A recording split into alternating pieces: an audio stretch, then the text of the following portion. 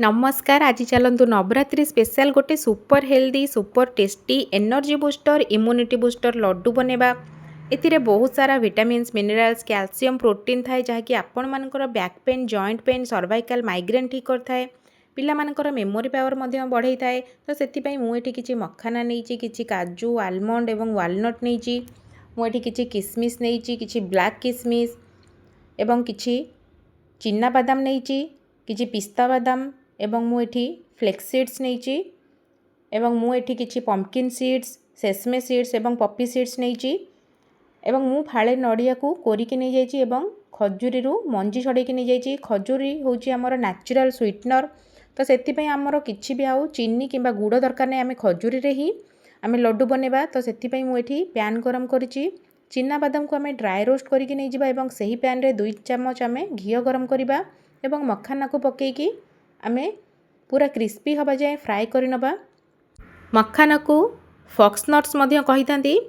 एथिरे प्रचुर परिमाण रे फाइबर थाए जोटा कि आमर इम्यूनिटी सिस्टम स्ट्रॉन्ग करथाए डाइजेस्टिव सिस्टम को मध्य स्ट्रॉन्ग करथाए। एथिरे प्रचुर परिमाण रे पोटासियम थाए जोटा कि आमर ब्लड प्रेशर कंट्रोल करथाए। एंटीऑक्सीडेंट अमीनो एसिड थाए जोटा कि आमर स्किन हेल्थ पई बहुत भलो। तो एथिरे प्रचुर परिमाण कैल्शियम मध्य थाए। तो मखाना को आम समस्त को खाइबा दरकार। देखते यह भल भाव में क्रिस्पी हो गलानी। एबे आमे चलतु सबू नट्स कट करवा। प्रथमे मुझे काजू को कट कर नहीं। काजू रे मध्य बहुत सारा विटामिन ई विटामिन के B6 थाए एवं यह बोन हेल्थ पई बहुत भल एवं हार्ट हेल्थ पई मध्य बहुत भल। एथिरे कैल्शियम थाए minerals magnesium zinc and iron थाए। तो मुझे गोटे ड्राई फ्रूट कटर नहीं जहाँ को ऑनलाइन ऑर्डर करी। एथिरे आमे आलमंड को चॉप करवा देखिबा आलमंड केते सुंदर भाव में चॉप हो जाउची। यहाँ पूरा गुंड गुंड होइकी बाहरुची। आमको एइभଳି भाव में गुंड गुंड दरकार नहीं आमको जस्ट खंड खंड ही दरकार।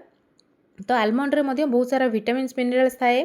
यह हमर ब्रेन पावर को स्ट्रॉन्ग करे। विटामिन ई थाए ओमेगा 3 फैटी एसिड थाए जोटा कि हमर आई पावर इंप्रूव करथाए कोलेस्ट्रॉल कम करथाए हार्ट को हेल्दी रखिथाए एवं हमर स्किन हेल्थ को मध्य भल रखिथाए। देखंतु एइभଳି भाव में हमर आलमंड चॉप हो सारानी एवं अधा आलमंड को मुझे छुरी रे कट करके नहीं जाइए। एबे चलते आम वालनट कट करवा जोटा कि अखरोट बोली कही था। वालनट रे प्लांट ओमेगा 3 फैटी एसिड थाए जोटा कि हमर स्किन हेयर को हेल्दी रखी थाए। एथिरे एंटीऑक्सीडेंट मध्य थाए। यह ब्रेन पावर को इंप्रूव करे हार्ट को हेल्दी रखे एवं वेट मैनेजमेंट पाई मध्य यह बहुत ही भल। तो सेतिपई यह को हमको समस्त को खाइबा दरकार। यह एंटी एजिंग प्रोसेस मध्य करथाए। चलते एबे आमे पिस्ता को मध्य छोट छोट खंड करी काटी नबा। एथिरे विटामिन ई विटामिन B6 थाए जोटा कि हमर स्किन हेल्थ पई बहुत भल। एथिरे antioxidant anti ageing hair growth करे एवं एथिरे फाइबर थाए जोटा कि हमर वेट लॉस रे हेल्प करे। एबे आमे पैन रे 2 चम्मच घी गरम करबा एवं आमे काटी के रखिथिबा काजू आलमंड एवं वालनट को भल भाव आमे क्रिस्पी हबा जाए भाजी नबा। यह भल भाव में क्रिस्पी होला पर आमे याको गोटे प्लेट को काढी नबा एवं सही पैन रे आमे पुणी 2 चम्मच घी गरम करवा। घी रे लड्डू बनइले यह बहुत ही टेस्टी बनी थाए। तो से मुझे घी यूज करिछि एवं आमे सेही घी रे आमे किसमिस को फ्राए करवा। मुझे किछि ब्लैक किसमिस मध्य देइछि। किसमिस रे प्रचुर परिमाण रे आयरन थाए पोटासियम थाए फाइबर थाए बी कॉम्प्लेक्स थाए। यह ब्लड को प्यूरिफाई करथाए एवं हीमोग्लोबिन लेवल को बढ़ाई थाए। तो सेति मुझे किसमिस एवं ब्लैक किसमिस किछि आलमंड को मुझे भल भाव में फ्राए कर नहीं यह आम प्लेट को काढ़ना एवं आउ 2 चम्मच आम घी गरम करवा। एथिरे मु किछि मेलन सीड्स देइछि। मेलन सीड्स रे fibres antioxidant vitamin E magnesium potassium थाए जोटा कि हमर हार्ट एवं हेयर स्ट्रॉन्ग करथाए। एथिरे मु किछि पम्पकिन सीड्स दे देइछि। एथिरे ओमेगा 3 ओमेगा 6 फैटी एसिड थाए जिंक थाए इम्यूनिटी सिस्टम स्ट्रॉन्ग करे एवं मु एथिरे किछि फ्लेक्स सीड्स देइछि। एथिरे प्रोटीन फाइबर मैग्नेशियम आयरन थाए प्लांट ओमेगा 3 थाए। तो फॉस्फोरस कैल्शियम थाए जोटा हार्ट हेल्थ पई बहुत भल। यह आमर डाइजेस्टिव सिस्टम को स्ट्रॉन्ग करे कोलेस्ट्रॉल को कम करथाए ग्लोइंग स्किन थाए। तो मु एथिरे किछि सेसमे सीड्स जोटा कि आमे धला राशि बोली कहि थाउ ताकू मध्य दे देइछि।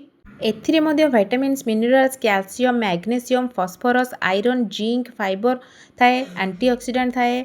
यह मध्य आमर हेयर आउ स्किन को बहुत ही हेल्दी रखि थाए। एथिरे क्षीर ठू भी 6 गुण अधिक कैल्शियम थाए एवं मुझे किसी पपी सीड्स जोटा कि आम पोस्त दाना कही था दे देइछि। एथिरे मध्य calcium potassium phosphorus magnesium zinc antioxidant थाए ग्लोइंग स्किन फाइबर थाए आयरन कैल्शियम प्रोटीन यह ब्रेन पावर बढ़ई थाए नर्भस सिस्टम को स्ट्रंग कर थाए एवं मु एथिरे किछि कोरा नड़िया को पके भल भाव में फ्राए करके आमे यहाकू मध्य प्लेट को काढ़ी नबा एवं चलंतु आमे एबे ए सबु को आमे भल भाव में आमे मिसई नबा एबे आमे चलंतु एथिरे किछि मु चिना बादाम रो मंजी छड़ेकी एथिरे पके देछि एवं गोटे ग्राइंडिंग जार रे आमे मखाना को दे दबा एवं गोटे गुंड करि नबा एवं आमे सेही ग्राइंडिंग जार रे खजूरी रो जो मंजी छड़ेकी मु रखितिली आमे खजूरी को मध्य पकेकी यहाकू भल भाव में ग्राइंडिंग करके नहीं जिबा एथिरे आमे किछि पानी दबानी जस्ट ड्राई ही आमे यहाकू ग्राइंडिंग करबा आमे खजूरी पकेबा सेति पे आमे एथिरे किछि भी गुड़ एवं चीनी पकेबा दरकार नाही देखंतु आमे यहाकू खजूरी सहित भल भाव में मिसई दबा जे पर्यंत कि हमर लड्डू भल भाव में न बनी जाइए से पर्यंत आमे यहाकू भल भाव में मिसई नबा मु एथिरे किछि फ्लेवर पाई किछि गोटे जायफल रु अधा जायफल को मु एठी कोरिकी देइछि जोटा कि आमे नटमेग बोली कहि थाउ यह पकेया द्वारा हमर लड्डूर फ्लेवर बहुत भल आस्थाए आपण माने चाहिए गुजराती गुंड मध्य एथिरे पकई पारिबे मु किंतु एठी आज जायफल को कोरिकी पकईछि एहार स्मेल बहुत ही भल आस्थाए आपण निश्चय भाव में यह ट्राए करन देखिबे बहुत ही भल स्मेल आस्थाए एबे आमे यहाकू मिसई नबा एवं मु आउ किछि खजूरी मध्य मंजी छड़ेकी ग्राइंडिंग करके एथिरे पकई देथिली जहा फल कि हमर लड्डू भल भाव में बाइंडिंग हम आपण मैंने चाहिए गुड़ को मध्य एथिरे पकई पारिबे किंतु मु आज बिना गुड़ बिना चीनी रे करछि सेति केवल खजूरी को ही मु ग्राइंडिंग करके एथिरे देई देइछि जहा फल कि हमर लड्डू भल भाव में बाइंडिंग हम देखंतु आमर ड्राई फ्रूट्स एवं आमर सबु किछि मिक्स होई सारलानी एबे आमे यहाकू गोल गोल करके गढ़ी नबा आपण माने निश्चय नवरात्रि रे एही रेसिपी को बनांतु देखिबे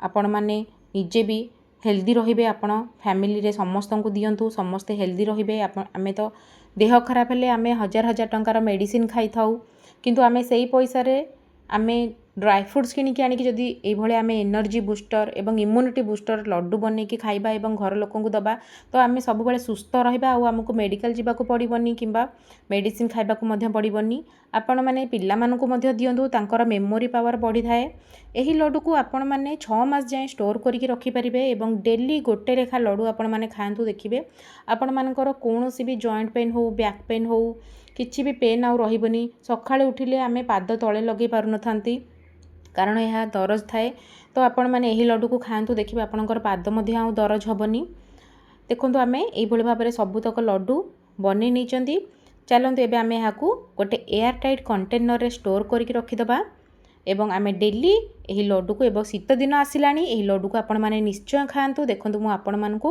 एहाकू भांगिकी मध्य देखौची एहा बहुत ही टेस्टी आ हेल्दी होई थाए शीत दिन रे आपण माने खांतु देखिबा आपण मानकू बहुत ही आराम लागिबो जदि मो रेसिपी आपण मानकू पसंद आसी थाए ताहले गोटे लाइक आउ सब्सक्राइब निश्चिंत करिवे जय जगन्नाथ हेल्दी रुहंतु हेल्दी खांतु जय जगन्नाथ।